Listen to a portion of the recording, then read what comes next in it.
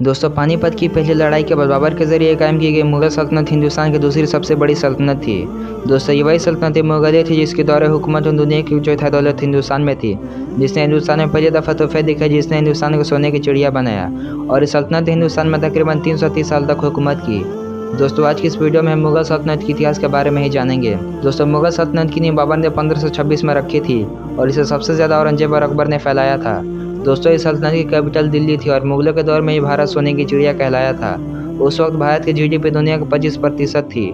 मुगलों ने कई नई इमारतों की तामीर भी करवाई और इसका सबसे ज़्यादा श्रेय मुगल बादशाह शाहजहां को जाता है, क्योंकि इन्होंने इस 7 अजूबों में से एक ताजमहल की तामीर करवाई। और भी कई सारी नई इमारतें मुगल बादशाहों के द्वारा तामीर करवाई गई, जिसमें लाल किला, आगरा फोर्ट, जामा मस्जिद, हुमायूं टॉम्ब, बुलंद दरवाज़ा, अल्हौर फोर्ट, बीबी का मकबरा और भी कई सारी इमारतें हैं जिसे देखने के लिए आज भी लाखों की तादाद में लोग आते हैं। दोस्तों, मुगल सल्तनत भारत के साथ साथ अफगानिस्तान, पाकिस्तान और बांग्लादेश तक फैली हुई थी और ये सल्तनत अपने वक्त की सबसे ताकतवर सल्तनतों में से एक थी।